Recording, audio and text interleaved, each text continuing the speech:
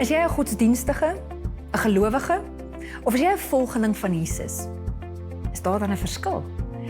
As Jesus die vissermanne roep, dan sê hy nie glo in my nie, hy sê volg my.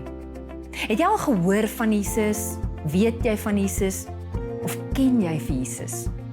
Weet jy wat God van jou vra of doen jy wat God van jou vra? Soveel van ons het 'n geloof van ek het al gehoor en ek het al gedink daaroor. Ek dink selfs dit is belangrik, maar dit sit vas in my kop sonder om oor te gaan om ook my hart en my hande en my voete en my hele lewe te verander. En Jesus waarsku daarteen in Matteus 23.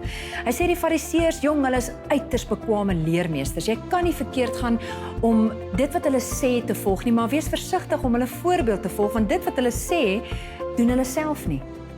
Ek dink ek doen dit. Ek dink ek bid. Ek dink ek gee. Ek dink te veel en ek doen te min. Jesus roep ons vir 'n kop en hart en hele lewe volgelingskap.